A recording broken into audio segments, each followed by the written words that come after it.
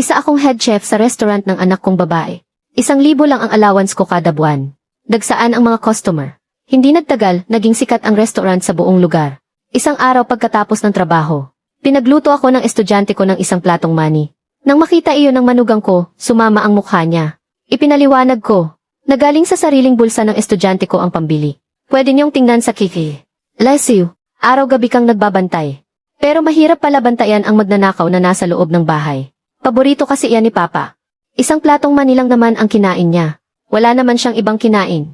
Reklamo naman ng balay ko sa tabi. Hindi pwedeng ganyan ang sinasabi mo. Maliit lang ang negosyo natin.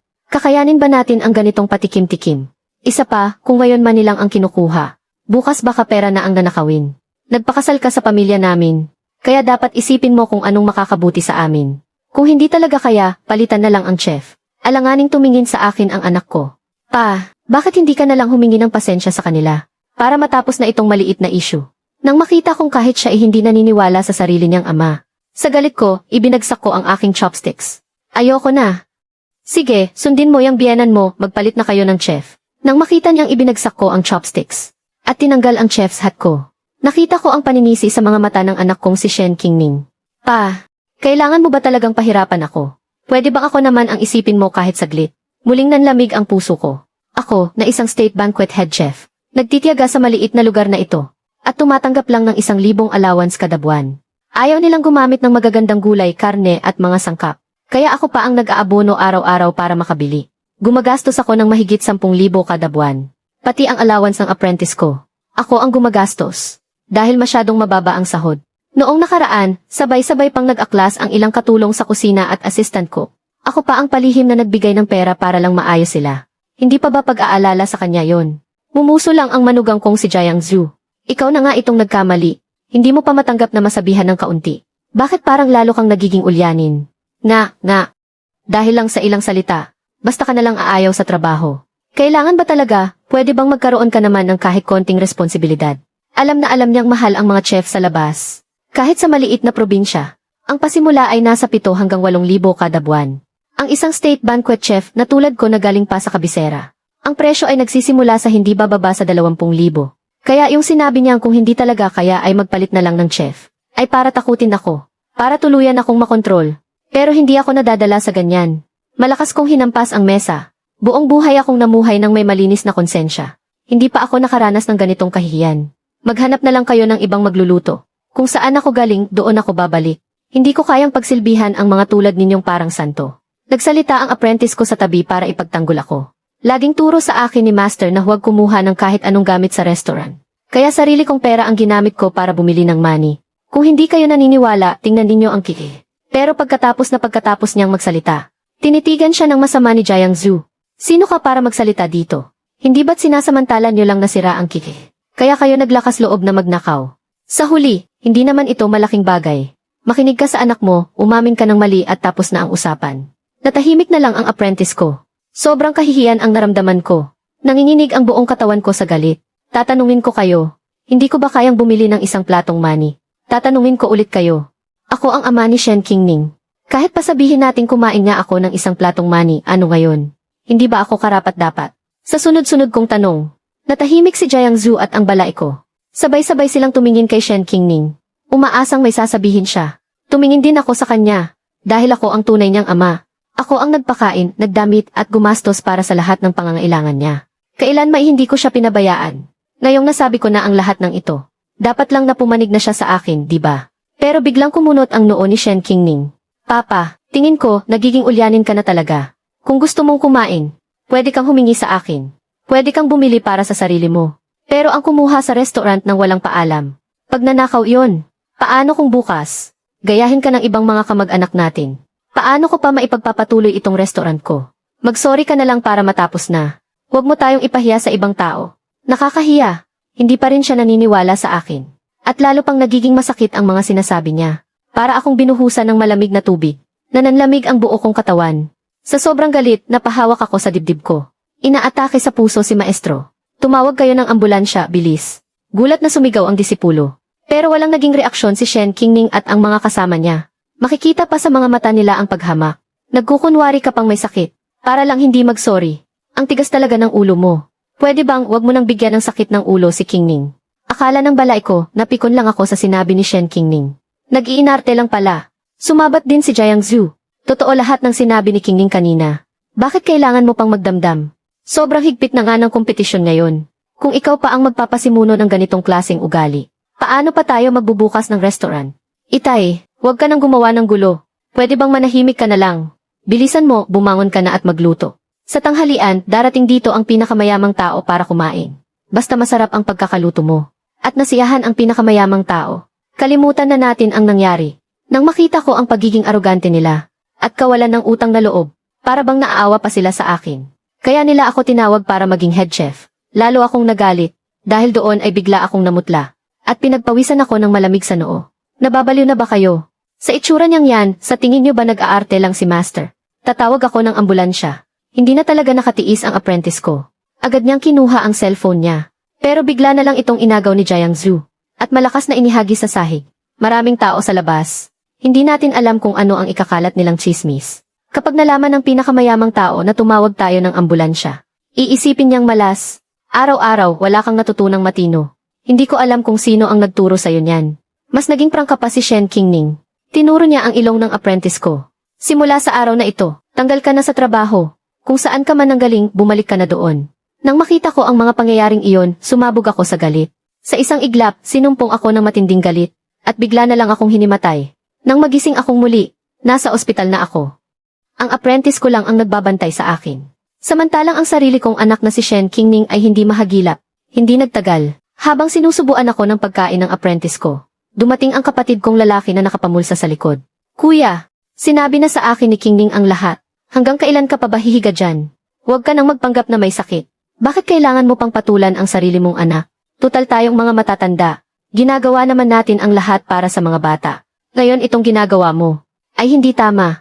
Akala ko dumating siya para damayan ako.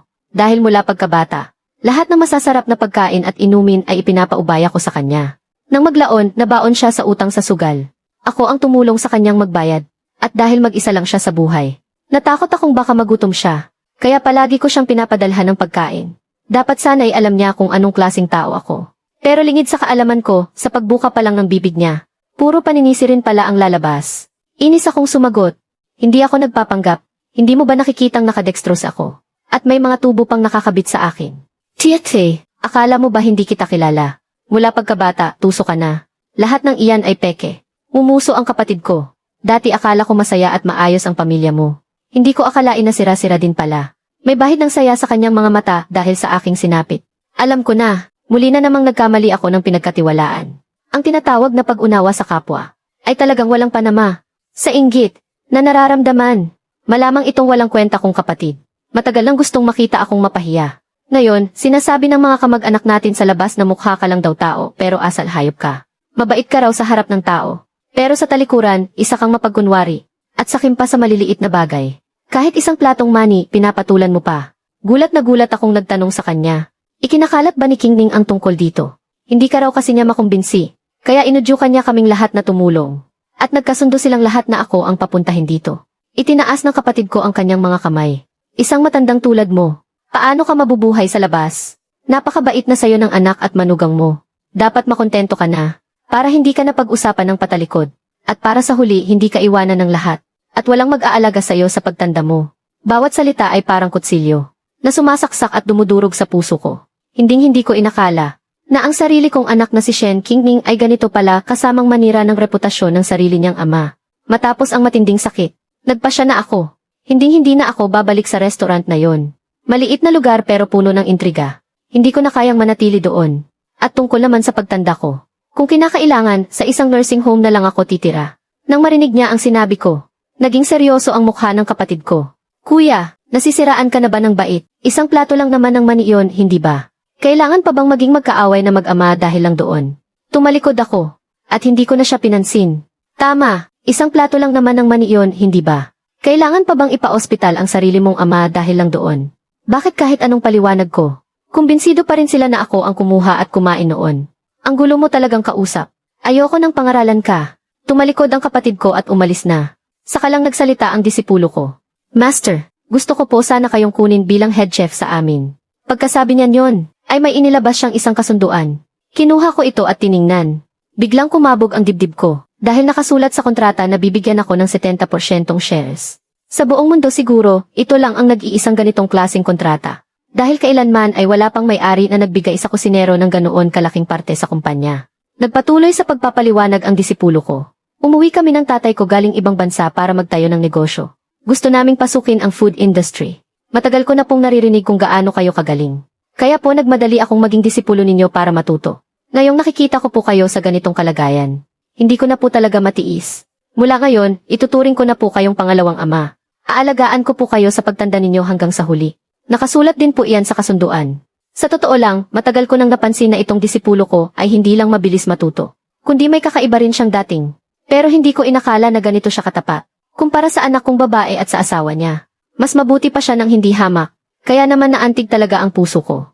Master, huwag po muna kayong magmadali. Hindi naman ako minadali ng disipulo ko.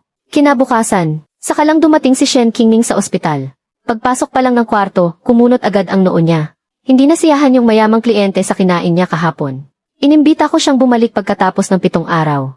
Bilisan mo, sumama ka sa akin pabalik para tumulong. Sumugod siya para hilahin ako. Hindi man lang niya tiningnan ang kalagayan ko. May sakit ako. Maghanap na lang kayo ng bagong head chef. Nang makita kong wala siyang balak humingi ng tawad, lubos ang pagkadismaya ko. Nag-hire na nga kami ng bagong head chef. Inirekomenda ng biyenan kong babae. Kaya ngayon, kailangan ka na lang bilang katulong sa kusina. Dahil kulang na ng 2 tao sa kusina. Sobrang abala talaga. At ikaw may sapat na karanasan. Ang isang tao ay katumbas ng 2. Nang marinig ko iyon, nag-init agad ang ulo ko. Gusto pa yata akong gawing alalay. Isa akong respetadong state banquet chef. Kailan pa ako naging assistant ng iba? Malinaw na pagyurak ito sa aking profesional na dangal. Nang makita niyang hindi maganda ang reaksyon ko, nagreklamo si Shen Qingning. Pa, nagparaya na nga kami na maging assistant ka na lang. Bakit hindi ka pa rin makontento? Kailangan mo bang wasakin ang buong pamilya bago ka matahimik? Kung hindi lang kita ama, wala akong pakialam sa iyo. Nakikita ang maawaing itsura ni Shen Qingning. Nanggigil na napakuyom ang mga kamao ko. Kaya tumalikod na lang ako. Ayokong pansinin. Dati naman, napakagalang ni Shen Qingning. At maunawain pa. Bakit ngayon, palala ng palala ang kasamaan ng ugali niya? Siguro dahil may sarili na siyang pamilya at trabaho. Lumaki na ang pakpak. Minamaliit na niya itong matandang to. Pa, kung ganyan ang ugali mo, kung gayon kailangan na nating magkwentahan. Ang allowance mo bawat buwan ay 1,000. Sa 2 taon sa restaurant, 24,000 iyon. Yung sa pagkain at inumin, hindi ko nasisingilin. Babawasan ko pa. Bigyan mo lang ako ng 20,000. Sabi niya ng mayabang. Nanginginig ako sa galit. Hindi na nakatiis ang disipulo ko. Shen Qingning, wala ka talagang utang na loob. Kung ganyan ang usapan, magkano ang ginastos ng maestro para palakihin ka? Bakit hindi mo iyon kwentahin? Lesiu, obligasyon niyang palakihin ako. Ngayong kasal na ako, itinuturing na akong parte ng pamilya Jiang. Ang pagtulong sa kanya ay isang pabor lang. Ang hindi pagtulong ay karapatan ko. Halata namang sa tingin niya ay napakagaling ng bagong head chef. Wala na siyang anumang alalahanin. At tuluyan nang lumabas ang tunay niyang masamang ugali. Nanlamig ng husto ang puso ko. Hindi ba't 20,000 lang naman yan? Ibibigay ko sa'yo. Mula ngayon, puputulin na natin ang relasyon natin bilang mag-ama. CJ, sana lang ay hindi ka magsisi. Agad na pumayag si Shen Qingning. Pagkatapos transfer ang pera. Agad na tumalikod at umalis si Shen Qingning. Habang lalo kong iniisip, lalo akong nanlulumo. Hindi ko mapigilang umubo ng umubo. Nagsimula na namang mag-alarma ang aparato sa tabi ko. Nagmamadaling tumawag ng doktor ang katulong ko. Saka lang na-stabilize ang kondisyon ko. Kasabay nito, in-add ako ng ilang tao mula sa kusina sa isang maliit na group chat. At nagpadala sila ng isang video. Sa video, nakangiting ibinabalita ni Shen Qingning kina Jiang Zhu at sabihanan niya ang magandang balita. Nakita ko siyang malakas at maliksi. Halatang halata na nagkukunwari lang siyang may sakit para ma-blackmail tayo. Halos umabot sa langit ang ngiti ni Shen Qingning. Para siyang isang tusong soro na nagtagumpay sa plano. Hindi mo maipinta ang saya niya. Sobrang sama ng pakiramdam ko. Muling kumirot ang puso ko. Ang galing mo, mahal. Sa pagkakataong ito, kailangan lang nating galingan sa paghahanda para sa pinakamayamang tao. At makukuha na natin ang 5 milyong investment. Sa hinaharap, dadagsain tayo ng mga sikat na tao mula sa iba't ibang larangan. Imposibleng hindi tayo kumita ng malaki. Unang-una, nag-thumbs up ang biyenan niya kay Shen Qingning. Pagkatapos ay tinapik niya ang kanyang dibdib at nangako. Huwag kayong mag-alala, yung chef na kinuha ko, kilalang kilala ko. Siguradong hindi yan kumukupit. At marunong siyang magluto ng kahit anong putahe. Siguradong masisiyahan ang pinakamayamang tao. Nang makita kong masayang-masaya ang pamilya nila, wala na akong pag-asa sa kanila. Magaling na disipulo. Yung bagay na sinabi mo dati. Pumapayag ako. Mahina ang boses ko. Pero desidido. Pagkarinig ng disipulo, agad siyang lumuhod sa harapan ko. Ninong, mula ngayon, magiging mabuti po akong anak sa inyo. Kung hindi, tamaan man ako ng kidlat. Tumulo ang luha sa gilid ng aking mga mata. Dahil sa tuwa, at dahil na rin sa kawalan ng magawa para sa sarili kong anak. Pagkalipas ng 7 araw, dumating sa tamang oras ang pinakamayaman sa restaurant ni Shen Qingning. Sa pangunguna ng bagong head chef, sunod-sunod na inihain ang mababangong putahe. Sip-sip na binigyan ni Jiang Zhu ng alak ang pinakamayaman. Pinakamayaman, tikman niyo po. Sigurado po akong magugustuhan niyo ito ngayon. Nagkatinginan sina Shen Qingning at ang biyenan. Halos malaglag ang panga nila sa kakatawa. Ang nasa isip nila ay ang pagtira sa mansyon balang araw. Magkaroon ng sariling yete. At magsuot ng iba't ibang designer bags na pinapangarap nila. Kumuha ng isang piraso ng dongpo pork ang pinakamayaman at isinubo ito. Pero sa sumunod na segundo, iniluwan niya ito. Napakalansa. At saka, hindi man lang nalinis ng maayos ang balahibo ng baboy. Sina Shen Qingning, Jiang Zhu at ang biyenan na kanina inakangiti ay sabay-sabay na natigilan. Pinakatitigan nilang 3 ang piraso ng karne. At nakita ngang may isang maliit na balahibo ng baboy. Agad na namutla ang kanilang mga mukha. Unang nakabawi si Shen Qingning. Ito, nagkakamali rin naman po ang tao. Tikman niyo po ang iba. Halimbawa, itong steamed sea bass. Specialty po namin yan. Siguradong babagay sa panlasa niyo. Kumuha ng isang piraso ng isda ang pinakamayaman habang nakasimangot at isinubo ito. At agad niya itong iniluwa ulit. Hinampas niya ang mesa sa galit. Anong klaseng basura to? Binigyan ko kayo ng 7 araw. Tapos ganitong kalokohan lang ang ihahanda niyo para sa akin. Amoy panis na yung isda. Gusto niyo ba akong lasunin? Sunod-sunod ang kanyang sinabi. At pinagsabihan ng masasakit na salita ang 3. Lahat sila ay pinagpawisan ng malamig sa noo. Muling naglakas loob magsalita si Shen Qingning. Ang dami pa pong pagkain. Sigurado pong may magugustuhan kayo. Nga po. Kalma lang po kayo. Uminom po muna kayo ng alak. Ang biyanan pa mismo ang nag-abot ng baso. Pero lalong nanlamig ang tingin ng pinakamayaman. Isang malakas na winaksi niya ang baso. Hindi na ako kakain. Maghintay na lang kayo na malugi yang walang kwenta niyong restaurant. Sabi ng pinakamayaman model. Tumalikod at umalis. Nang makita ang eksenang ito, natigilan si Shen Qingning. Lumingon siya sa kanyang biyenan. Hindi ba't sinabi mong kilalang-kilala mo ang chef? At mapagkakatiwalaan? Ay ito, magaling talaga ang bagong chef. Siya ang nagluluto sa lahat ng handaan sa baryo. Napahawak si Shen Qingning sa kanyang noo. Nangingitim ang mukha sa galit. Kumuha ka ng isang kusinero para sa mga handaan sa baryo para magluto para sa pinakamayamang tao. Hindi ba't panggugulo lang yan? Tama na. Hindi naman sinasadya ni Mama. Kung hindi pwede ang chef na ito, di magpalit tayo ng iba. Basta't mapangalagaan ang ating reputasyon.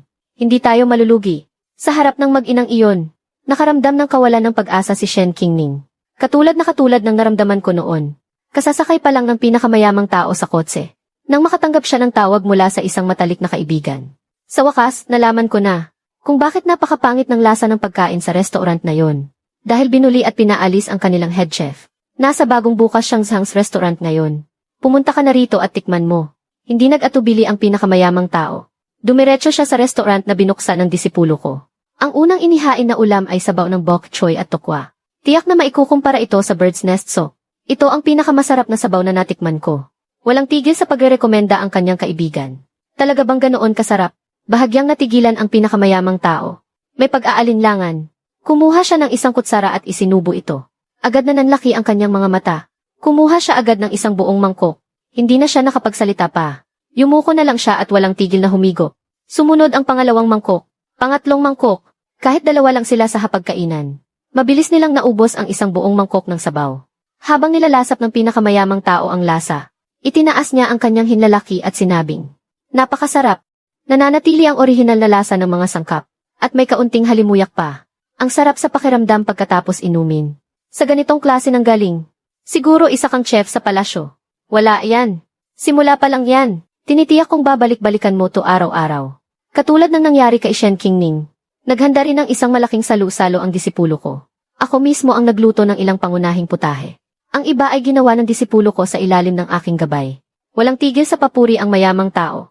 Ipinilit niyang makilala ako, ang chef. Tinanong niya sa akin ang paraan ng pagluto ng maraming putahe. Sinabi ko sa kanya ang lahat ng alam ko. Nalalong nagpahanga sa mayamang tao. Nagpasya siyang ipaubaya sa akin ang handaan ng kanyang pamilya.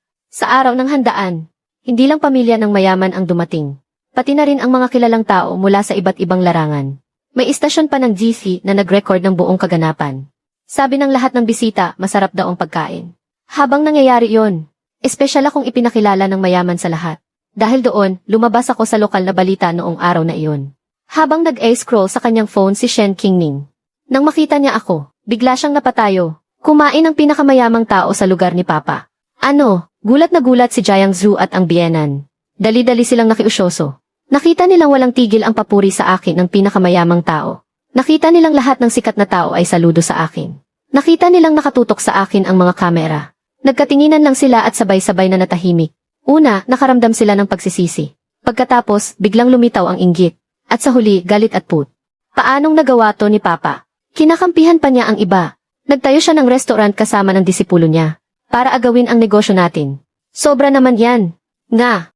Sino ba namang magulang ang aagaw ng negosyo sa sarili niyang anak at manugang? Dahil lang sa isang platong money.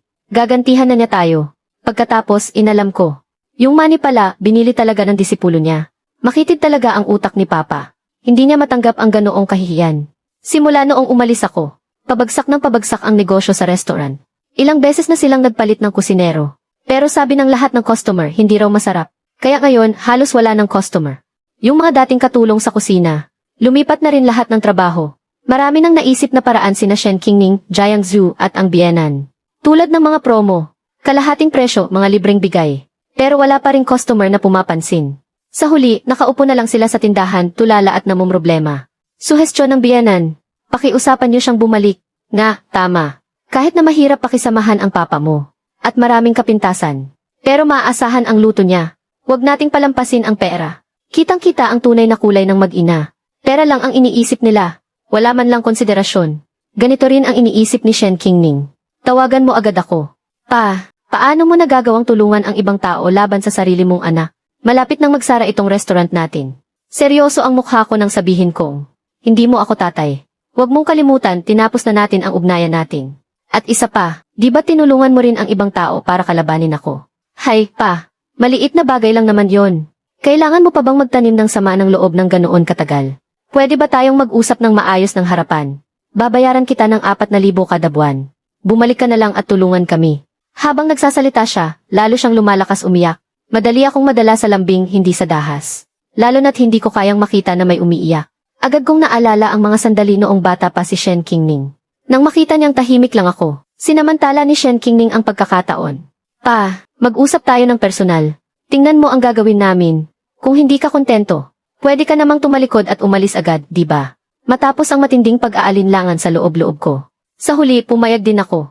Nagkasundo kaming magkita mamayang 9:00 ng gabi. At sinabihan ko na rin ng maaga ang disipulo ko. Inakala kong tututol siya. Pero wala siyang anumang pagtutol. Sinabi niya lang na susuportahan niya ang anumang desisyon ko. Ihinatid niya pa ako sa restaurant. Dumating ako ng mahigit kalahating oras na mas maaga. Nakita kong bahagyang nakabukas ang pinto ng restaurant. Nang papasok na sana ako, narinig ko mula sa loob ang mayabang na tawa ni Shen Qingning. Ako ang bahala. Mula pagkabata, kahinaan na ng tatay ko iyang pag-iyak ko. Siguradong mananatili siya, at hindi siya hihingi ng kahit isang kusing na sahod. Kumpiyansa siya at sigurado sa sarili. Alam niya talaga kung paano kunin ang kahinaan ko. Maaga kasing namatay ang nanay niya, kaya naman itinuring ko siyang parang isang prinsesa. Iningatan ko siyang mabuti. Ayokong maranasan niya ang hirap, kaya ako tumutulong. Nag-thumbs up ang aking balay at pinuri siya. Napakabuting manugang. Nasa sayo ang lahat. Pagbalik ng tatay mo, magpapaturo agad ako sa kanya magluto. Para hindi ko na kailangang tiisin ang ugali niya. Pagdating ng araw, ipadala na lang natin siya sa home for the aged. Pero bago yan, ipalipat mo muna sa pangalan mo ang AFID card niya para sa pension. Nang marinig ko iyon, bigla akong kinabahan. Pinagpawisan ako ng malamig sa likod. Nagsitayuan ang lahat ng balahibo ko sa katawan. At si Shen Qingning tumango pa bilang pagsang-ayon. Pagkatapos, sabay-sabay silang tatlong humalakha. Para silang tatlong lobo na walang ititirang buto. Hindi ko na napigilan ang sarili ko. Galit kong itinulak ang pinto. Agad-agad. Natigil ang tawanan sa loob. Napalingon silang tatlo at tinitigan ako. Kitang-kita ang gulat sa mga mukha nila. Hindi nila inasahan na ako, na laging saktong-sakto sa oras dumating, ay darating ng maaga ngayong gabi. Halatang may kasalanan, tinawag ako ni Shen Qingning. Tay, kailan pa po kayo dumating? Halika, pasok po kayo't umupo. Kinuyom ko ang aking kamao. At masama kong tiningnan si Shen Qingning. Huwag ka nang magkunwari. Yung mga pinag-uusapan ninyo kanina. Narinig ko ang lahat. Napakalaki siguro ng kasalanan ko sa nakaraang buhay ko. Para magkaanak ng isang walang utang na loob at walang pusong katulad mo. Bigla, sumama ang mukha ni Shen Qingning model. Tuluyan nang nagtaray si Jiang Zhu. Si Qingning lang ang kaisa-isa mong anak na babae. Paano mo nasasabi yan sa kanya? At isa pa, bilang ama niya, dapat lang naibigay mo ang lahat para sa kanya. Maging ang sarili mong kapatid ay nagsasabing hindi tama ang ginawa mo. Pagsang-ayon ng balai niya, sobra-sobra na ang nagawa ko. Kayo ang umaabuso. Nagtiimbagang akong sumagot, pero si Jiang Zhu at ang balay ay binaliwala lang ang sinabi ko. Mas gugustuhin mo pang tulungan ang ibang tao kaysa sa sarili mong anak, tama ba? At ano ngayon? Ginawa ko na nga ang lahat para sa kanya. Mula pa sa sarili kong bulsa ang mga gastusin. Malinaw na siya ang unang nagkamali sa akin. Hindi ako kinikilala bilang ama niya. At sa huli, sa akin pa rin isinisi ang lahat. Talagang nakakawalang masabi. CJ, kung ganoon tingnan natin. May kumislap na galit sa mga mata ni Shen Qingning. Kahit hindi ko alam kung anong gagawin niya. Pero wala na rin akong ganang magtagal pa. Tumalikod ako at umalis kasama ng disipulo ko. Kinaumagahan, muling lumabas ang pangalan ko sa trending topics ng local news. Pero sa pagkakataong ito, hindi ito magandang balita, kundi puro paninira at masasamang aligasyon.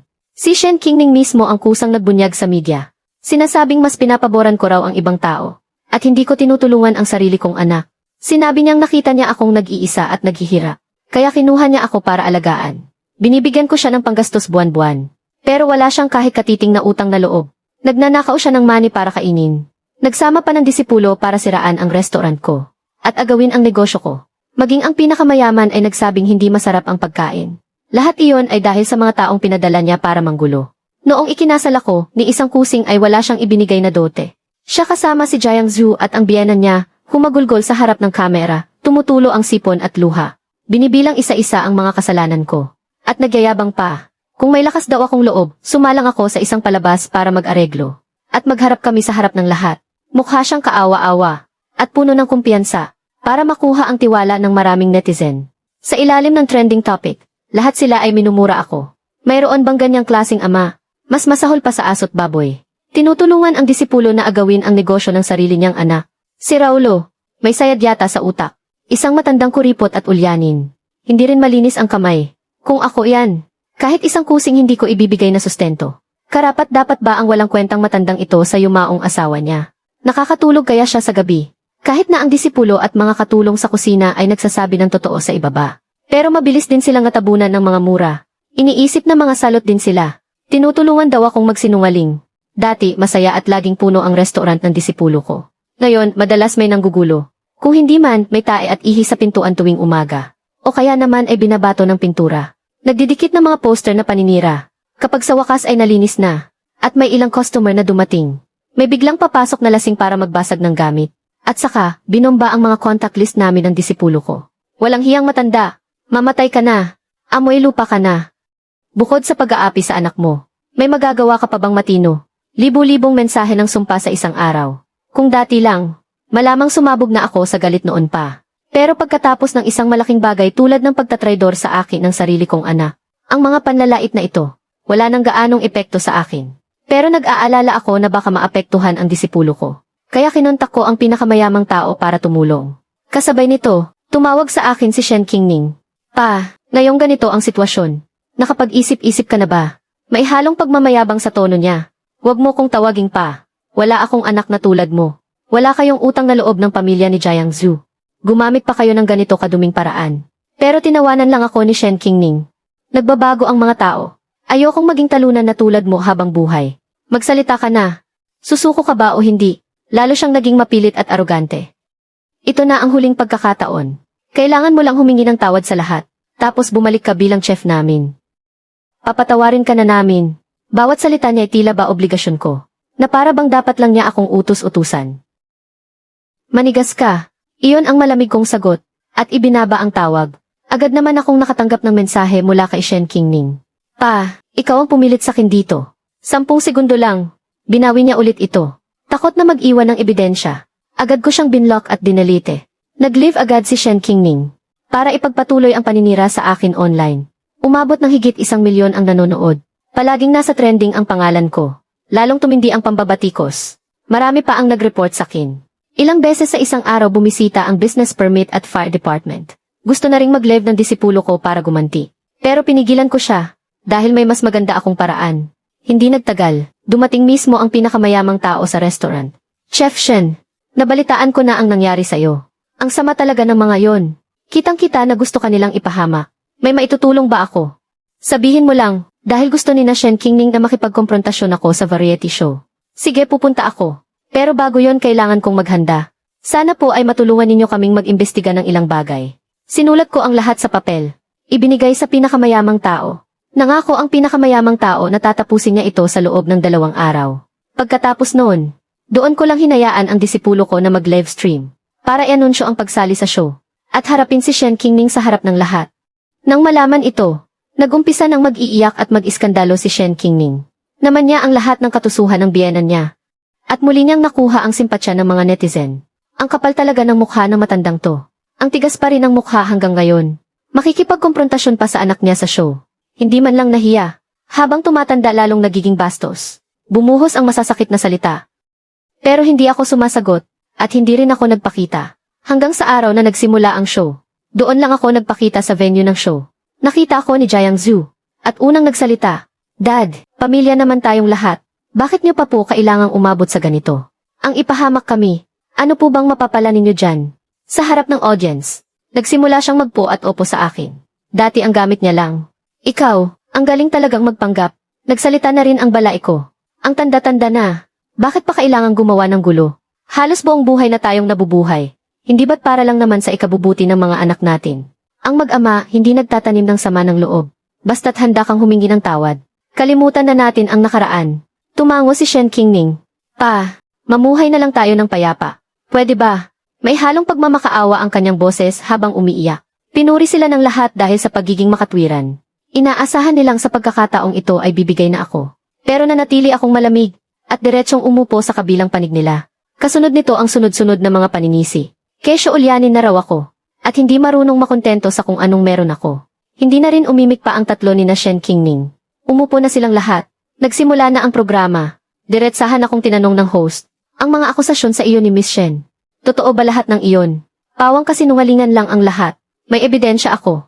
Nang marinig nila ang lakas ng boses ko, at puno ng kumpiyansa, biglang tumahimik ang lahat. Iyong isang platong mani. Binili iyon sa labas at niluto ng disipulo ko. Nakuha sa kikilis ng tindahan ng pancake at supermarket sa kabilang kalye. Pwede ring magpatunay ang mga empleyado ng supermarket. Pagkasabi ko nyon, umilaw ang malaking screen sa studio. At lumabas ang 2 video mula sa kiki. Iyon mismo ang eksena kung saan bumibili ng mani ang disipulo ko pabalik sa restaurant. At hindi lang iyon. Pati mantika at asin, siya mismo ang bumili. Sabay-sabay na napatingin ang lahat sa tatlo ni na Shen Qingning. Nawala na ang mga ngiti sa kanilang mga mukha. At namutla sila. Hindi nila sukat akalain na makakahanap ako ng kuha sa kiki. Gayong ang akala nila ay naayos na nila ang lahat. Ang hindi nila alam, isang banta lang ng pulis mula sa pinakamayaman ay sapat na para sirain sila. Nang matauhan si Jiang Zhu, agad siyang nagdahilan. "Kahit na naloko kami, pero hindi naman pwedeng dahil lang sa maliit na bagay na ito, ay gipitin niyo kami ng ganito." Sunod-sunod na tumango ang kanyang balay. "Kung ako yan, hindi ako makikipagsabuatan sa iba para agawin ang negosyo ng sarili kong anak. Dad, ang relasyon ba nating mag-ama ay hindi kayang lampasan itong maliit na hindi pagkakaunawaan." Sumang-ayon ang lahat, nga, kahit mabangis na tigre hindi kinakain ang sariling anak.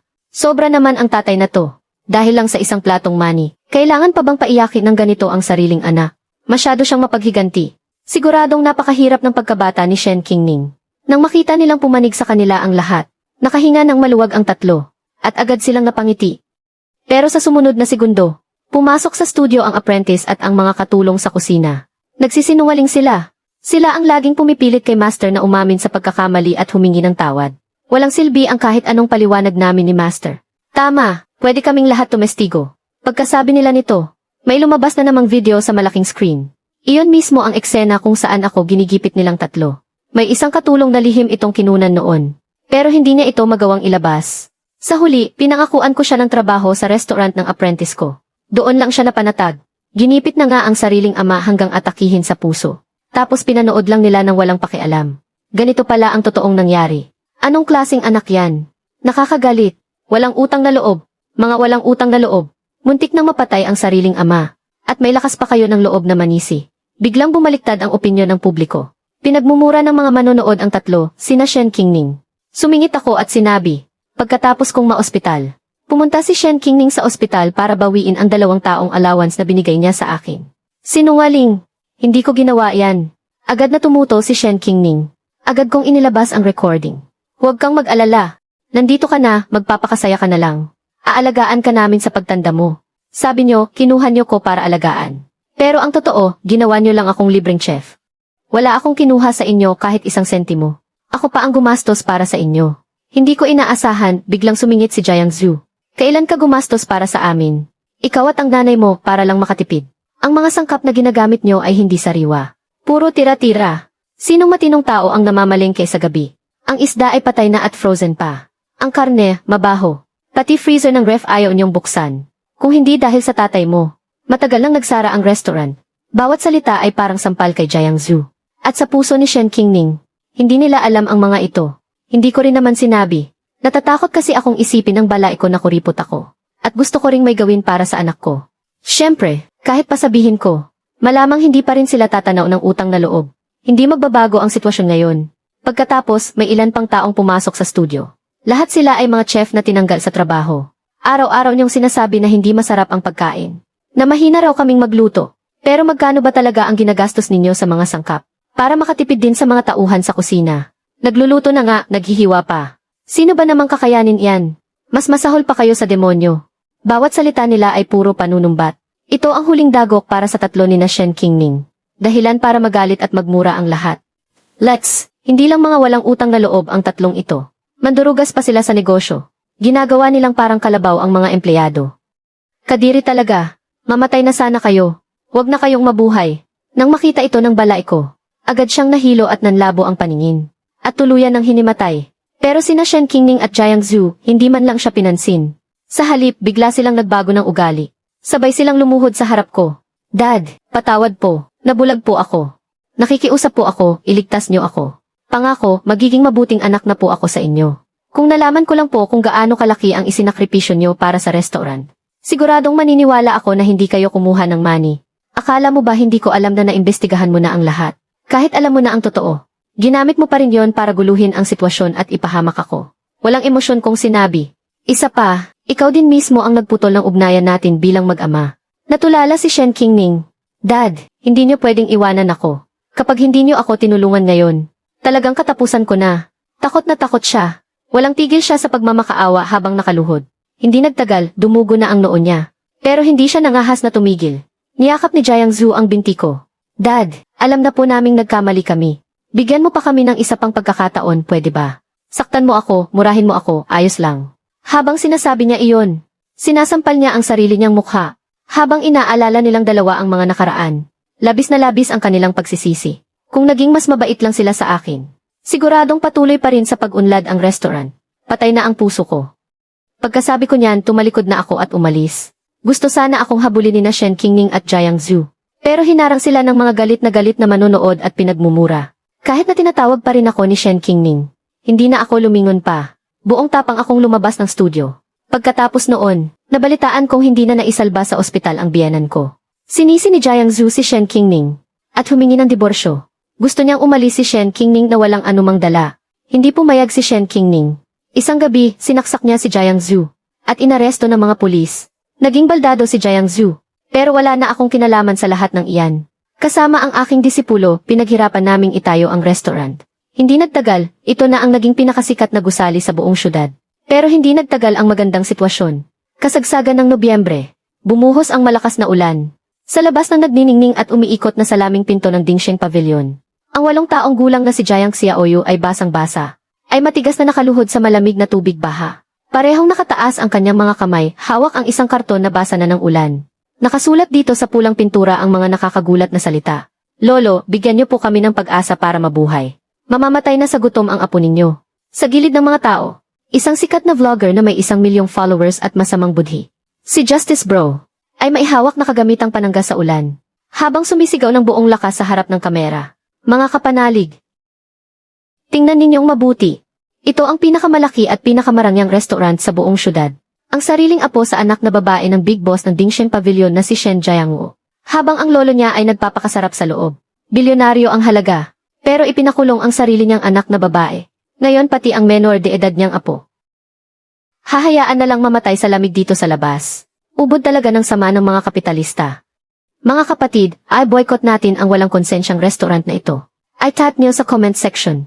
Parami ng parami ang mga customer at mga dumadaan na nakikiusyoso. Ang mga bulungan at paninisi ay halos mas malakas pa kaysa sa dagundong ng ulan. Grabe naman ang sama ng ugali niya. Sarili niyang dugot laman yan. Itong restaurant na pag-aari ng isang taong walang puso. Baka kung ano-anong maruruming bagay na ang inihahalo sa pagkain nila. Hinding-hindi na ako babalik dito. Nakatayo ako sa harap ng bintana sa ikalawang palapag ng Dingsheng Pavilion. Malamig kong pinagmamasdan ang lahat ng ito mula sa itaas. Ang apprentice kong si Lin Xuan ay nanginginig sa galit. Master, ginagamit ng mga basurang iyan si Xiaoyu laban sa atin. Halos hindi na mapigilan ng mga gwardya ang mga tao. Kung magpapatuloy ito, masisira ang pangalan ng restaurant natin ngayon. Lalabas ako kasama ang mga tauhan para itaboy sila. Itaboy sila. Iyan mismo ang gusto nilang mangyari. Ang gusto nila ay gumamit tayo ng dahas. Para mapatunayan nila ang bintang na mapang-api at malupit tayo. Tumalikod ako, at hinubad ang suot kong apron. Mabilis akong bumaba ng hagdan. Itinulak ko ang pinto para bumukas. Sumalubong sa akin ang malamig na ulan kasabay ng mga sigaw at insulto ng mga tao. Hindi ko pinansin ang mga kamera ng cellphone na halos nakatutok na sa mukha ko. Diretso akong lumapit kay Jiang Xiaoyu. Ang batang dati sumasakay sa mga balikat ko at naglalambing. Ngayon ay may matinding put. Isang masamang titig na tila tuluyan ng na-brainwash. At nakatitig sa akin ng masama. Xiaoyu, tumayo ka. Pumasok tayo sa loob. Huwag mo akong hawakan. Hindi kita lolo. Clap clap clap. Kusang humawi ang mga tao. Isang mabagal at nakakairitang palakpakan ang umalingaw-ngaw. Hawak ni Shen Jianye ang isang itim na payong. Habang dahan-dahang itinutulak ang isang wheelchair. Ang nakaupo sa wheelchair ay ang manugang na si Jiang Zhu na sinaksak at nilumpo ni Shen Qingning sa kaliwang binti. Kuya, mahigit kalahating taon na tayong hindi nagkikita. Lalo ka talagang nagiging walang puso, ano? Ika-ikang tumayo si Jiang Zhu habang nakaalalay sa armrest ng wheelchair. Shen Jiangu, isa na akong baldado ngayon. Wala nang halaga ang buhay ko. Tumigil na rin sa pag-aaral si Xiaoyu. Kung hindi mo ako bibigyan ng dahilan para mabuhay, pipilitin ko ang apo mong inumin ang gamot na ito ngayon din. Napasinghap sa gulat ang lahat. Maging ang influencer, na si Justice Bro, ay napaatras din sa takot. Pero mas lalong tumindi ang excitement sa kanyang mga mata. Ito ang tinatawag na sandamakmak na views. Tiningnan ko siya ng walang emosyon. Ang tingin ko ay parang sa isang bangkay. Jiang Zhu, ang pamimilit sa isang menor de edad sa publiko, ay isang malubhang krimen. Wala na nga akong makain. Anong pakialam ko sa malubhang krimen? Magbigay ka ng pera. Ilipat mo ang shares. Kung hindi, sabay-sabay tayong mamamatay. Kuya, huwag mo nang patagalin pa. Hindi mo kayang kontrolin ang opinyon ng publiko. Basta't pumayag ka, aalis kami agad kasama ang bata. At lilinisin pa namin ang pangalan mo sa buong internet. Kung hindi, bukas na bukas, isusumbong ko sa Health Bureau na gumagamit kayo ng patay na daga sa inyong kusina. Ang negosyo mong ito na nagkakahalaga ng daan-daang milyon ay mapupunta lang sa wala dahil sa ilang milyon. Hindi sulit, di ba? Ginigipit nila ako gamit ang pinakawalang hiyang paraan. Mahigpit nilang pinagtali ang kahinaan ko at ang buhay ng restaurant. Kung magwawala ako at tatawag ng pulis sa oras na iyon. Ang galit ng mga netizen at ang matinding gagawin ni Jiang Zhu ay agad nasisira sa Dingsheng Pavilion. Kung magbibigay naman ako ng pera, para na ring ako mismo ang pumirma sa isang kontratang habang buhay akong pagsasamantalahan. CJ, pumasok kayo, mag-usap tayo. Sa unang palapag ng Dingsheng Pavilion, sa loob ng Jingxi Hall, sobrang init ng heater. Tila ibang-iba ito sa nagielong impyerno sa labas. Si Xiaoyu ay binalutan ng makapal na tuyong tuwalya at binigyan ng isang mangkok ng mainit na salabat. Pero nakasiksik pa rin siya sa isang sulok na parang isang maingat na batang lobo. Pagpasok ni Shen Jianye at Jiang Zhu sa kwarto, walang pakundangan silang umupo sa pwesto ng pandangal. Ang kanilang mga mata ay sakim na nilibot ang mga sikat na painting at mga antigo sa display cabinet. Nakaupo ako sa punong upuan. Malamig na tinitingnan ang dalawang hamak na ito. Sabihin niyo ang presyo niyo. Magkano ba talaga ang gusto ninyo? Para tuluyan na kayong maglaho. Diretsahan. Gusto ko ang posisyon bilang purchasing director ng restaurant. Dagdagan mo pa ng 30% shares. Magkapatid naman tayo sa dugo. Dapat sa pamilya lang napupunta ang biyaya. Sumunod si Jiang Zhu habang tinatapik ang braso ng kanyang wheelchair. May itsurang mabangis. Si Xiaoyu ay dugot laman ng pamilyang Shen. Maglabas ka pa ng 3 milyong cash para ipagamot ang mga binti ko. At para sa education fund ni Xiaoyu. Bukod pa riyan, ang bayad sa influencer sa labas ay 500,000. Ikaw rin ang magbabayad niyan. Sa kabuuan, 3,500,000 cash. Kasama ang shares. At kalimutan na natin ang lahat ng ito. Kulang na kahit isang kusing. Bukas, luluhod ulit si Xiaoyu. Ang mga mata ni Ling Xuan na nakatayo sa likod ko ay nag-aapoy sa galit. Akma na siyang sumigaw sa galit. Pinigilan ko agad siya. CJ, pumapayag ako sa inyo. Biglang natigilan sina Shen Jianye at Jiang Zhu. Handa na sana silang mag-eskandalo at manakot. Hindi nila akalain na ganito ako kabilis papayag. Pero nasa restaurant tayo. At wala akong ganoong kalaking cash dito. Ang paglipat ng shares ay kailangan din ng abogado para gumawa ng kontrata. Bukas, alas 10 ng umaga. Dito pa rin sa lobby ng restaurant na ito. Magpapatawag ako ng press conference na naka-live sa buong internet. Sa harap ng lahat ng media at netizens. Ang cashier's check at share transfer agreement na hinihingi ninyo. Ibibigay ko sa inyo ng walang kulang ni isang kusing. Pero bago yan, kailangang maiwan ni Xiaoyu dito para kumain ng busog. Walang problema, may isang salita ang boss. Takot na takot si Shen Jianye na magbago ang isip ko. Kaya naman atat na atat niyang hinila si Jiang Zhu palabas. Ni hindi man lang niya sinulyapan si Jiang Xiaoyu na nakasiksik sa isang sulok. Sa sandaling nagsara ang pinto, tuluyan nang sumabog si Ling Xuan. Ninong, nababaliw ka na ba? Yang mga vampirang yan, humihingi ng 4 na milyon ngayon. Bukas, 40 milyon na ang hihingin yan. Ibibigay nyo na lang basta-basta ang pinaghirapan nyo sa buong buhay nyo sa mga basurang yan. Hindi ko siya sinagot. Sa halip, tahimik akong lumapit sa may rosewood flower stand sa sulok ng kwarto. Mula sa isang tagong bahagi ng paso. Kinuha ko ang isang high-definition micro-audio video recording device na may mahinang pulang ilaw na kumikislap. Suan, bata ka pa talaga. Sa pakikipaglaban sa mga demonyo, walang silbi kung sa dilim ka lang aatake. Inihagis ko ang device kay Ling Xuan. Kitang-kita ang pagbabanta sa mga mata ko. CJ, kontakin mo ang pinakamayamang tao sa bansa. Hiramin mo lahat ng media company na pag-aari niya. Bukas, gagawa ako ng isang tunay na paghukom. Samantala, dahil sa pangarap na magkakaroon siya ng 10 milyong yaman, tuluyan nang nabulag sa kasakiman si Shen Jianye at gumawa ng pinakamalaking pagkakamali sa buhay niya. Hating gabi ng araw na iyon, inisip niya na sa susunod na araw, isa na siyang malaking shareholder. Kailangan niyang magpakitang gilas at kumita agad ng pera. Nagdala siya ng 20,000 piso na cash at pinuntahan ang pinakamalaking seafood supplier ng Dingshen Pavilion, si Mang Wang. Boss Wang, bukas, kalahati na ng restaurant na to ay sa akin na. Mula ngayon, ako na ang bahala sa pagbili ng seafood. Yung mga sariwa at Class A na sea cucumber at abalon na sinusupply mo sa Dingshen Pavilion. Palitan mo lahat ng Class C na frozen at patay na seafood. Paghahatian natin ang kikitain. Pagkalipas ng kalahating oras, nagmamaneho ng truck si Mang Wang at dumiretso sa kusina ng Dingshen Pavilion. Inilapag niya ang 20,000 piso at isang voice recorder. Nang malakas sa ibabaw ng lamesa ko. Boss Shen.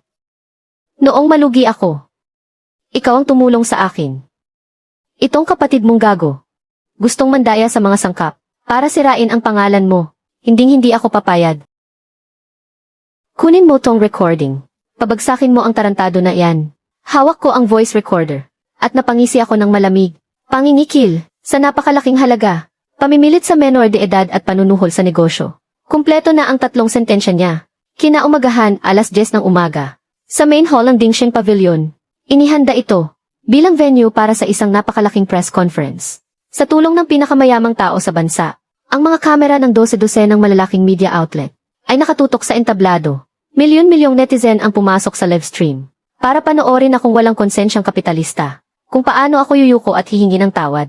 Malakas na itinulak pa bukas ang pinto. Itinutulak ni Shen Jianye si Jiang Zhu. Hawak sa kamay si Xiaoyu, kasama ang mayabang na influencer, si Justice Bro at 2 abogado. Mayabang silang pumasok. Para bang nakikita na nila ang nagliliparang pera. Kuya, handa na ba ang kontrata? Sa harap ng lahat ng netizen sa buong bansa, pirmahan mo na agad. Hindi ako kumuha ng kontrata. Sa halip ay kinuha ko ang mikropono. Bago pirmahan ang kontrata. Gusto kong hilingin sa lahat ng netizens. Natingnan muna ang ilang bagay. Ikinumpas ko ang aking kamay. Ang malaking screen sa likod ng entablado. Biglang umilaw.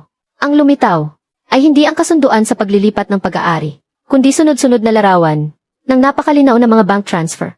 Ayon kay Shen Jianye, para daw ako makapag-aral magluto. Pinilit ko siyang tumigil sa pag-aaral. Tignan ninyong mabuti. Sa loob ng 15 taon, ito ang record ng buwan-buwan kong pagpapadala ng allowance sa kanya. At itong katibayan mula sa pulisya. 7 taon na ang nakalipas dahil sa pandarayan niya sa sugal. Hinabol siya ng sindikato dahil sa utang. Ibinenta ko ang kaisa-isa kong bahay para mabayaran ang 600,000 niyang utang. Nagulantang ang lahat ng tao. Walang tigil ang flash ng mga kamera sa screen. Biglang nag-iba ang ipinapakita. Isa itong surveillance video sa ospital, 1 taon na ang nakalipas. Itinuturo ako ni Shanjayanye habang nakakabit sa oxygen tube. Tigilan mo na iyang pagpapanggap mo. Buti nga sa'yo, walang mag-aalaga sa'yo pagtanda mo. Ang mga komento sa livestream. Biglang natigilan sa loob ng 2 segundo. Pagkatapos ay sumabog ito na parang tsunami. Umulan ng mga mura at galit. Isa siyang sukdulan, lasinggero at vampira. Grabe ang plot twist na to. Ang kapatid mo ay parang hindi tao. Namutla si Shanjayanye. Bigla siyang tumayo. Nangako ka kahapon na magbibigay ka ng pera. Ibigay mo ang pera, Linsuan. Yung usapan nila kagabi sa private room. At ang mayabang nilang usapan sa tea house. Iparinig sa buong bansa. Si Xiaoyu ay dugot laman ng pamilyang Shen. Maglabas ka ng 3,500,000 cash. Dagdagan mo pa ng 30% ng shares. Kung hindi, luluhod pa rin si Xiaoyu bukas. Isusumbong kita sa Health Bureau na gumagamit ka ng patay na daga sa pagluluto. Sabay-sabay tayong babagsak. Kasunod nito, ang audio ay walang putol na lumipat kay Shanjayanye. Ang boses na nananakot sa supplier na si Old Wang. Palitan ang sariwang seafood ng patay na seafood galing sa cold storage. Hati tayo sa kikitain. Kapag hindi ka pumayag, bukas, ikaw ang unang-una kong tatanggalan ng lisensya. Nang matapos play ang 2 audio clip, ang buong press conference ay nabalot ng katahimikan. Agad namang sumunod, ang galit na mga tanong mula sa mga reporter. Halos ikaguho ng buong lugar. Pangingikil, napakalaki pa ng halaga. Mabigat na kaso ito. Gagamit pa ng bulok na seafood para sirain ang pangalan niya. Talagang wala na sa katinuan. Tuluyan ng gumuho ang mundo ni Shanjayanye. Nang hina ang kanyang mga tuhod, at napasubsob sa sahig. Sumigaw siya ng pautal-utal habang nakaturo sa akin. Ay, ikaw. Pinagplanuhan mo to, tinrap mo ako. Ni-record ko to para sa mga ahas na tulad mo. Biglang bumukas ang salaming pinto ng hall. Maraming pulis na armado. Na may hawak na arrest warrant. Ang biglang pumasok. Shanjayanye, akusado ka sa krimen ng pangingikil. At komersyal na panunuhol. Pati na rin ikaw, Zengi. Akusado ka sa panggugulo, paninirang puri at pangingikil. Dalhin ang lahat ng kasabwat. Ang malamig na posas ay tumunog ng isara. Ang parang kinakatay na baboy na sigaw ni Shanjayanye ay umalingaw sa buong bulwagan. Lahat ng mga spotlight at lente ng kamera. Sa sandaling iyon ay nakatutok lahat. Sa malungkot na nakaupo sa wheelchair. Ang nanginginig na si Jiang Zhu. Hindi nag-atubili si Jiang Zhu. Gumulong siya mula sa kanyang wheelchair. At sumubsob sa sahig, desperadong yumuyukod. Nilinlang lang ako ni Shanjayanye. Nagmamakaawa ako sa inyo, pakawalan niyo na ako. Nasa akin pa si Xiaoyu. Hindi pwedeng wala siyang ama. Sa pinakadesperadong sandaling iyon, ginamit na naman niya ang kanyang 14 na taong gulang na anak. Bilang panangga, bumaba ako ng entablado. Tiningnan ko siya mula sa itaas na parang isang basahan. Naglabas ako ng 2 dokumento mula sa briefcase. At malakas na inihampas sa mukha niya. Jiang Zhu, dahil sa pera. Pinilit mo ang 14 na taong gulang mong anak na lumuhod at uminom ng pestisidyo. Hindi ka karapat dapat maging tao. Ito ay isang education trust fund na nagkakahalaga ng 1,000,000. Na buong-buong pinangangasiwaan ng isang grupo ng mga dekalibreng abogado. Para kay Xiaoyu, simula ngayong araw. Hanggang sa lahat ng gastos niya sa pagtatapos ng kolehiyo. At ito, isang kasunduan sa pagpaparaya sa karapatan ng pag-aalaga. Jiang Zhu, ito na ang huli mong pagpipilian sa buhay mo. Pwede kang pumirma ngayon din. At tuluyang isuko si Xiaoyu. Ibabasura ko ang akusasyon sa iyo bilang kasabwat sa pangingikil. Ang reklamong kriminal. O itulak mo yung wheelchair mo at lumayas ka. At agad kong ibibigay ang buong recording sa pulisya. Para samahan mo ang asawa mo sa kulungan. Ikaw ang mamili. Tumingin si Jiang Zhu sa kumikislap na ilaw ng pulis sa labas. Muli niyang tiningnan ang kasunduan. Na sapat na para hindi siya makulong. Ang pag-aalinlangan sa kanyang mga mata ay hindi man lang umabot ng 3 segundo. Para sa isang taong sobrang makasarili. Walang salitang prinsipyo. Nagkukumahog siyang dinampot ang ballpen. Habang nanginginig, sa kasunduan ng pagtalikod sa kustodiya, itinatak niya ang kanyang pulang thumb mark. Pipirmahan ko, wag niyo akong hulihin. Nang maitatak na ang thumb mark, si Jiang Xiaoyu na kanina pa nakatayo sa gilid, ay humagulgol na parang isang sugatang hayop, tay para lang hindi ka makulong. Ibinenta mo ako. Hindi ba't sabi mo bibigyan mo ako ng magandang buhay? Ayaw mo na sa akin. Hindi magawang tingnan ni Jiang Zhu ang kanyang anak sa mata. Malakas niyang itinulak si Xiaoyu. Gamit ang 2 kamay, desperado niyang pinaandar ang wheelchair. Na parang asong bahag ang buntot. Mabilis siyang tumakas palabas ng pinto sa gilid. Ang 14 na taong gulang na binatilyo ay bumagsak sa sahig. Habang pinagmamasdan ang papalayong likod ng kanyang ama, humagulgol siya ng malakas. ang mga kaisipang itinuro sa kanya mula pagkabata. Sa sandaling ito, ay winasak ko sa pinakamabagsik at pinakamadugong paraan. Tuluyang dinurog, lumapit ako sa kanya, at inabutan siya ng tissue. Tapos ka na bang umiyak? Kung tapos ka na, tumayo ka. Inilabas ng lolo mo ang katotohanan ngayon. Hindi para sirain ka, kundi para ayahon ka mula sa putikan. Ang perang ito ang iyong malinis na kinabukasan. Hindi ako umaasa na magiging magalang ka sa akin. Sana lang pagpunta mo sa boarding school, mamuhay ka ng may dignidad. Huwag kang tutulad sa mga magulang mong basura. Matapos linisin ang mga traidor sa loob at mga kaaway sa labas. Ganap na naging alamat sa mundo ng mga restaurant sa buong syudad. Ang pang-araw-araw na kita ay tumaas ng 3 beses. Kung gusto mo sa pinakamataas na Emperor Suite, at mag-order ng isang set menu na ako mismo ang gumawa, kailangan mo pang magpa-reserve 3 buwan ng mas maaga. Akala ko ang restaurant ay pumasok na sa isang matatag na panahon ng kasikatan. Pero nakalimutan ko, kapag ang isang cake ay naglalabas ng sapat na nakakatakam na amoy, hindi lang mga langaw ang naaakit nito, kundi pati na rin ang mga totoong buhaya na uhaw sa dugo. Tanghali ng araw na iyon, 3 sasakyan na may magkakasunod na plaka, mga itim na stretched may batch. Sa sobrang yabang, humarang sa mismong pangunahing pasukan ng Dingsheng Pavilion. Diretsong hinarangan ang daanan ng mga bisita. Pagkatapos, isang lalaking nakasuot ng custom-made na suit, nakaslick back ang buhok, na may mga matang matalas na parang agila. Isang lalaking nasa katanghalian ang edad, na napapaligiran ng isang grupo ng mga abogado at assistant. Pumasok sa lobby ng restaurant. Hindi niya pinansin ang tingin ng kahit sino. Dumiretso siya sa exclusive elevator papunta sa mga suite sa itaas. Sir, hindi po bukas para sa publiko ang top floor. Pribadong lugar po iyon. Hindi po kayo pwedeng pumasok. Pipigilan na sana siya ni Manager Zhao, ang front desk manager. Pero bigla siyang hinawakan ng 2 bodyguard. At walang pakundangang itinulak sa isang tabi. Nakatanggap ako ng tawag sa internal phone mula sa kusina. Agad akong pumunta sa itaas kasama ang apprentice kong si Lin Xuan. Nang itulak namin para buksan ang Emperor Suite. Ang mabigat na pinto nitong gawa sa purple sandalwood. Yung lalaking nasa katanghalian ang edad, ay nakatalikod sa amin, magkahawak ang mga kamay sa likod. Nakatayo sa harap ng malaking floor-to-ceiling window. Nang marinig niya ang ingay, humarap ang lalaki.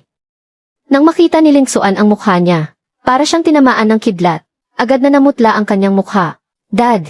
Bigla akong kinabahan, sa nakalipas na kalahating taon. Ang alam ko lang, hiwalay ang mga magulang ni Lin Xuan noong bata pa siya.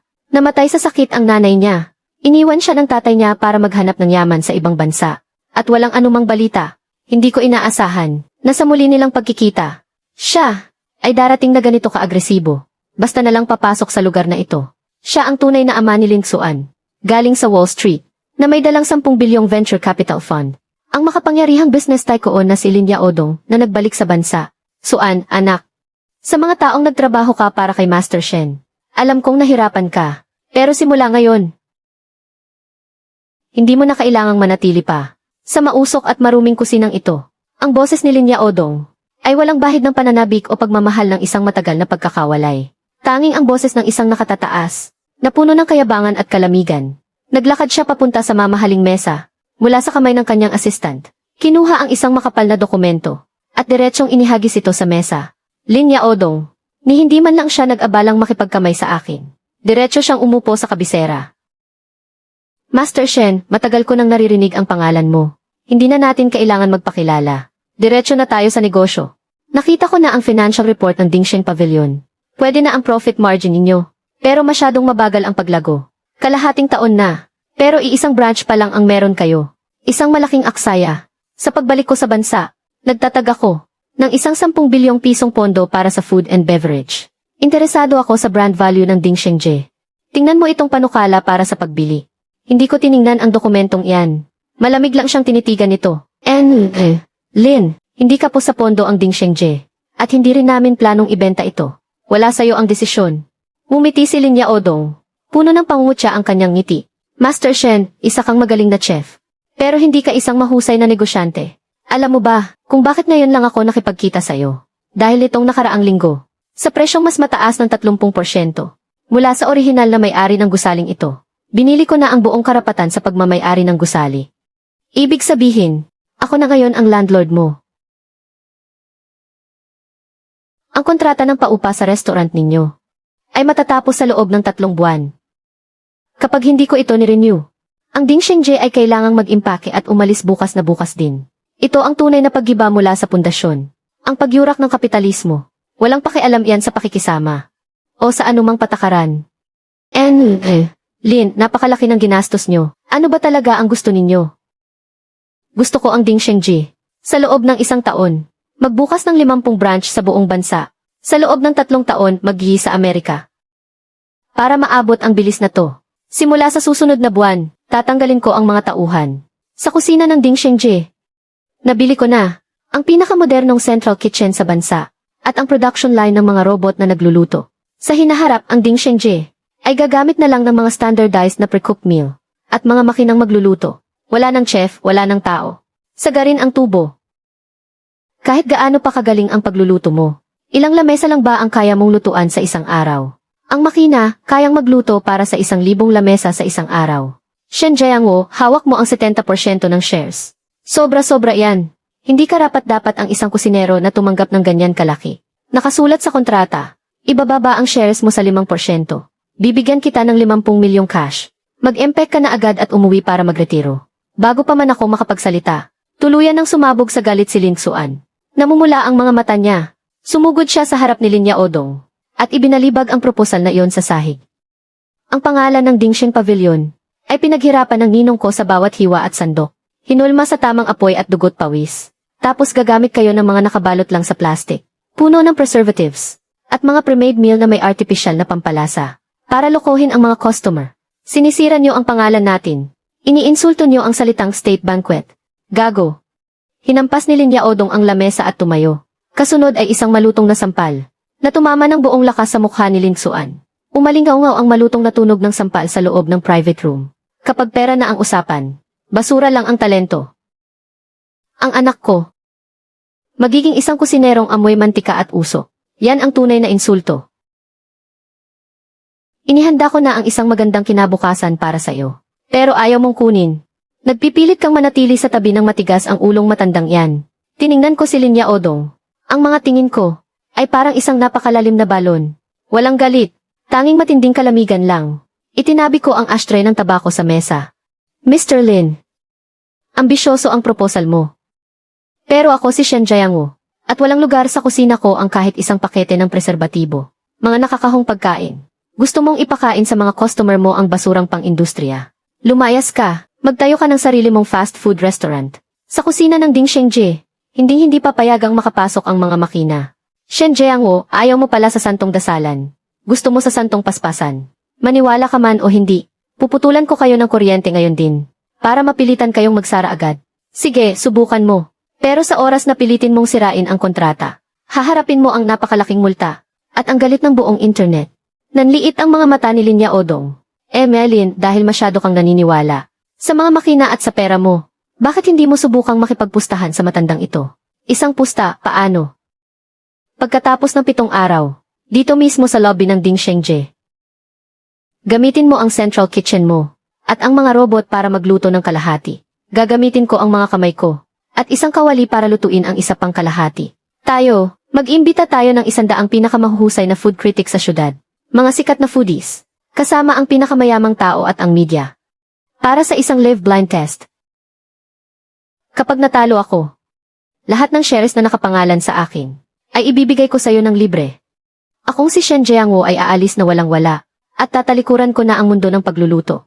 Pero kapag natalo ang mga makina mo, kapag ako ang natalo, ang titulo ng building na ito ay ibibigay ko kay Lin Xuan ng libre. Agad akong babalik sa ibang bansa at hindi na ako makikialam sa mga gawain ng Dingshengji. Sobrang yabang ni Lin Yaodong. Walang alinlangan niyang tinanggap ang pusta. Shen Jiangwo, ipapakita ko sa'yo kung gaano katawa-tawa ang lakas ng tao.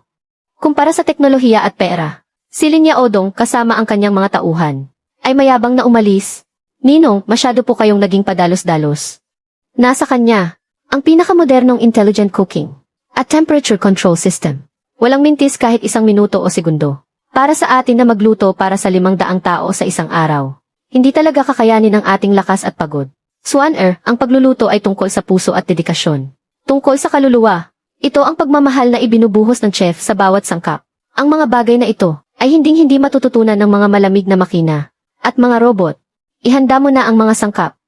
Sa loob ng 7 araw na ito, gagawa ako ng isang tunay na sabaw na panghandaan ng mga hari. Ipapaalam ko sa kanya na ang 5,000 taong pamana ng sining ng pagluluto ng China ay hindi mabibili ng kakarampot niyang pera. Sa sumunod na 7 araw, ang kusina ng Dingxing Pavilion ay pumasok sa pinakamataas na antas ng paghahanda.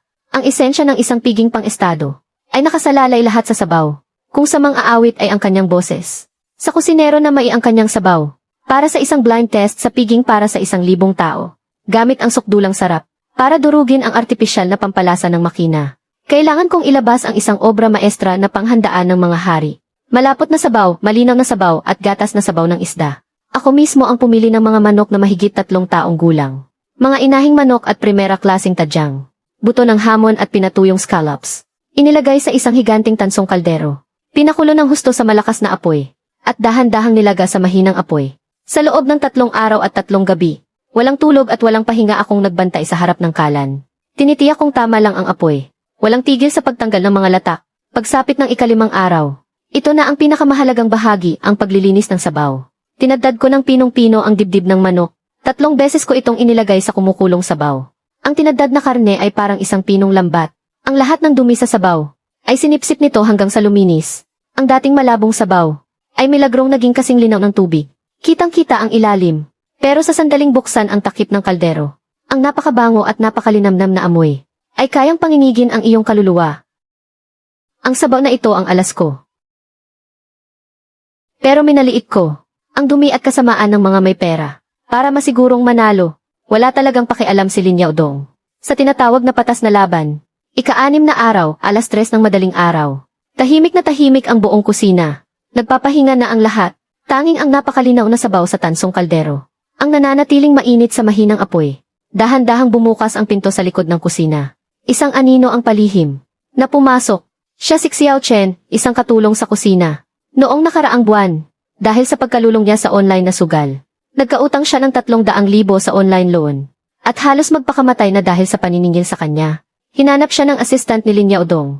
At binayaran nito ng buo ang kanyang utang. Pinangakuan pa siya ng karagdagang 500,000 piso. Iisa lang ang kondisyon. Si Xiao Chen ay nanginginig na lumapit sa tansong kaldero. Mula sa loob ng damit niya, ay may kinuha siyang isang itim na plastic bag. Ang laman nito ay 1 buong kilo ng chemical na pampabula na may industrial hydrochloric acid. Ibuhos lang ito. Ang kalderong ito ng pinakamasarap na sabaw na pinakuluan sa loob ng 6 na araw at 6 na gabi, ay agad na magiging isang kaldero ng nakapandidiring tubig na mailason. Nagtiimbagang si Xiao Chen. Ipinikit ang kanyang mga mata. Itinaas niya ang takip ng kaldero. At ang buong supot ng kemikal na pulbos ay ibinuhos niyang lahat sa loob. Agad na natunaw ang pulbos sa tubig. Hindi man lang nagbago ang kulay nito. Dahil sa konsensya, isinara ni Xiao Chen ang takip. At tumakas mula sa kusina na parang isang daga. Pero hindi niya napansin na sa likod ng mga blade ng exhaust fan ng kusina, isang maliit na pulang tuldok ang kumikislap ng malamig. Pagkalipas ng 7 araw, sa banquet hall ng Dingxing Pavilion na para sa 1,000 tao, napakaliwanag ng mga ilaw. Para itong isang larangan ng digmaan na walang usok ng pulbura. Sa mismong lugar, hinati sa dalawa ng isang malaking screen. Isang daang pinakamahihigpit na food critic ng lungsod, mga batikang food expert, at iba pang mahahalagang bisita tulad ng pinakamayamang tao sa lungsod. Ang nakaupo sa hanay ng mga hurado. Ang mga live camera mula sa lahat ng malalaking online platform ay nakatutok sa bawat sulok ng pasukan ng kusina. Sa kaliwang bahagi ng screen, naroon ang malaking pinagkagastusan ni Lin Yaodong. Isang kusina ng hinaharap, sa loob ng isang selyado at sterile na glass room. Walang mga chef, kundi 6 na makinang nagkakahalaga ng 10 milyon. Na mga robotic arm na umuugong habang gumagana. Ang mga pre-made na pagkain mula sa cold storage. At mga food pack ay otomatikong binubuksan. Isang temperature control system na may eksaktong paglalagay ng sangkap.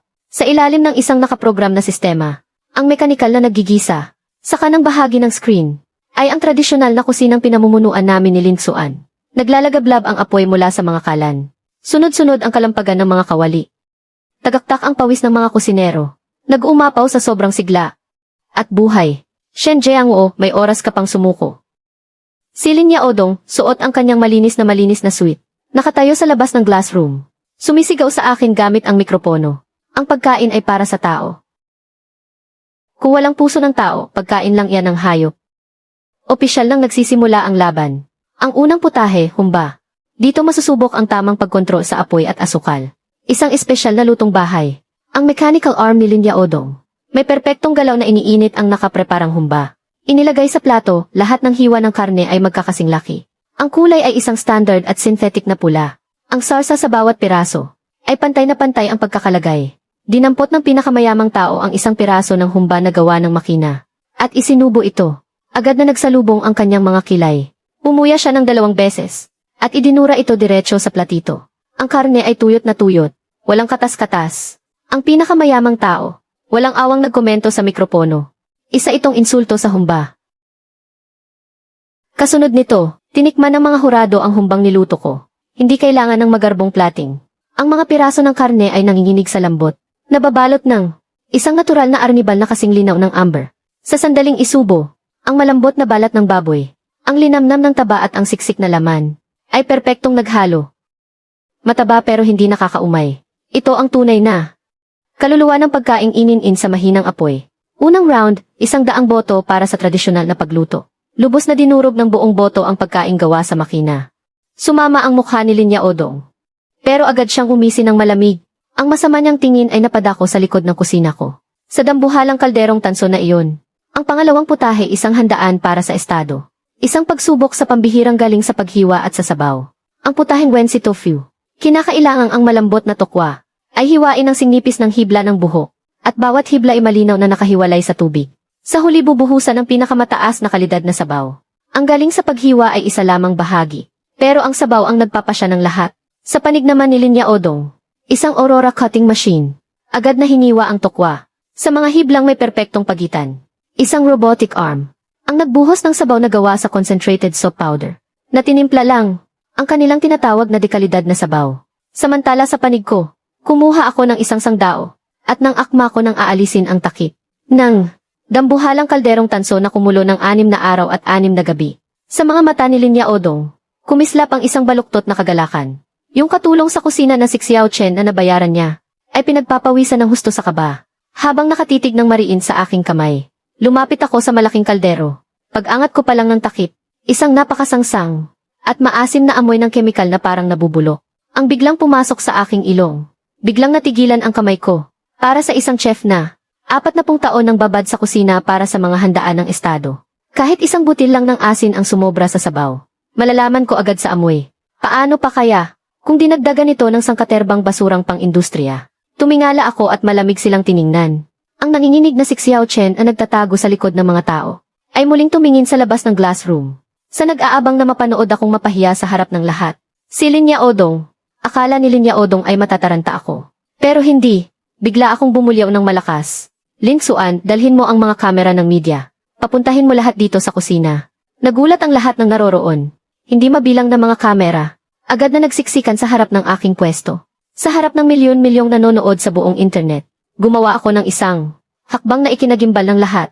Ginamit ko ang 2 kamay para buhatin ang kalderong may bigat na ilang 10 kilo. Na naglalaman ng premium na sabaw na pinakuluan sa loob ng 6 na araw at 6 na gabi. Diretso akong naglakad papunta sa drain ng kusina.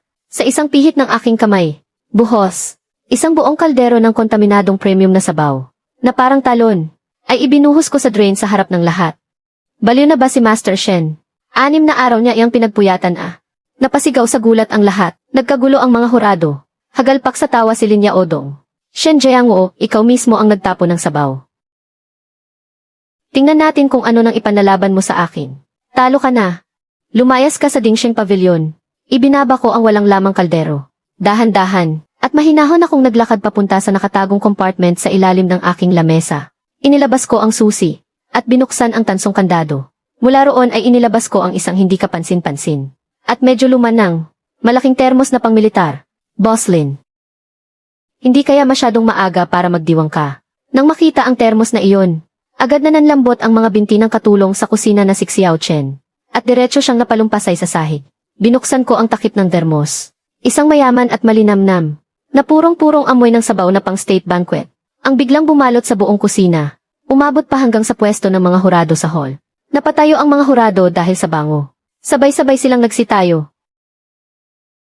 Diyos ko, hindi ko mapigilan ang paglalaway ko. Hawak ko ang mahabang sandok, at ipinapakita sa harap ng kamera.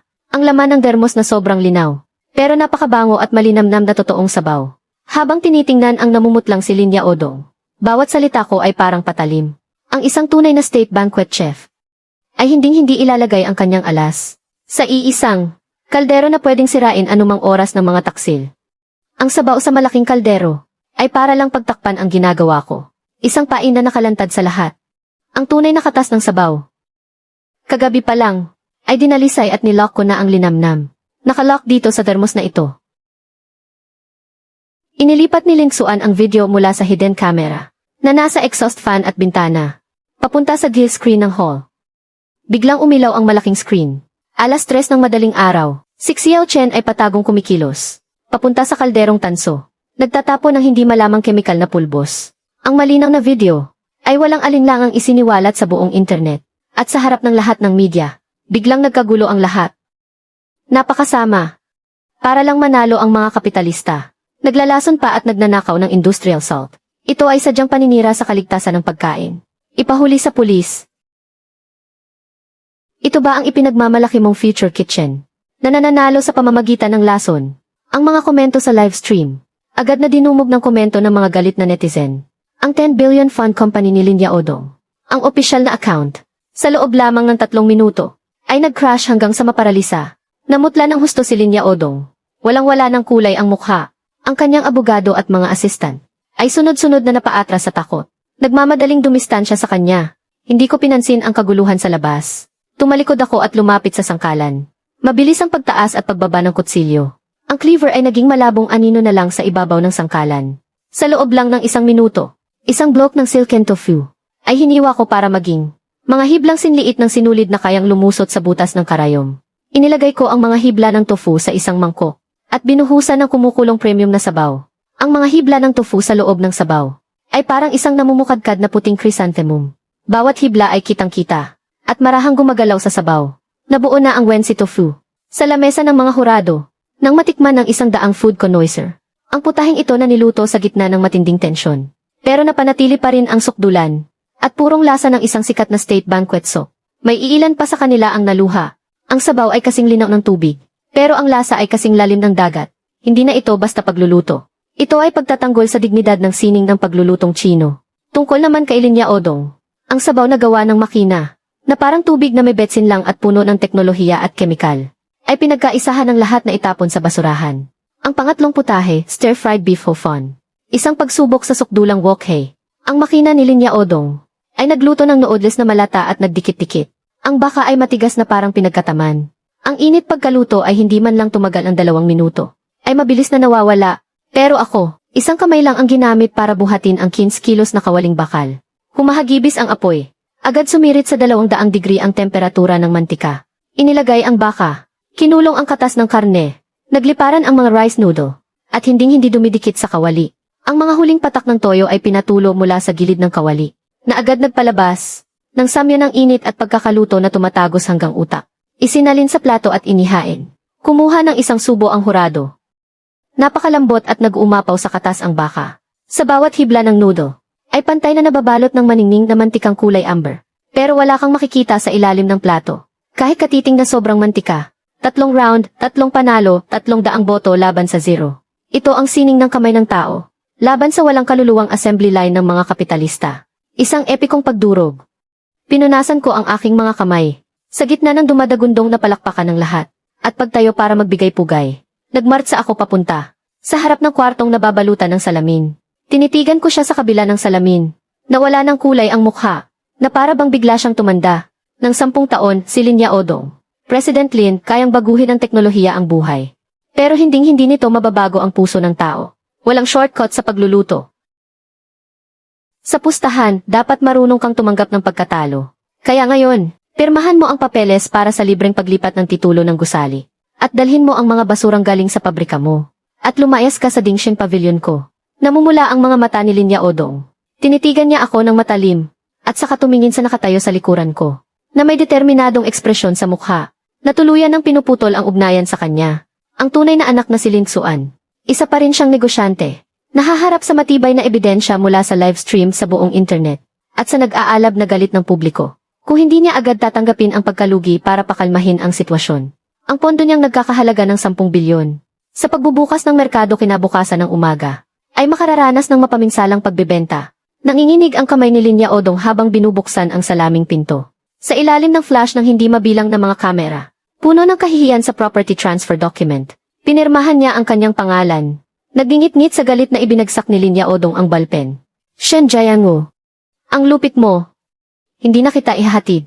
Dinala ni Linya Odong ang kanyang mga bodyguard at kagamitan. At parang basang sisiw na tumakas mula sa Dingxing Pavilion. Yung katulong sa kusina na si Xiao Chen na naglason, ay direktang kinuha ng mga dumating na pulis para simulan ang investigasyon. Ang krisis ng Dingxing Pavilion, muli sa isang paraang napakalakas, ay buong puwersa kong dinurog. Tinitingnan ko itong hawak ko.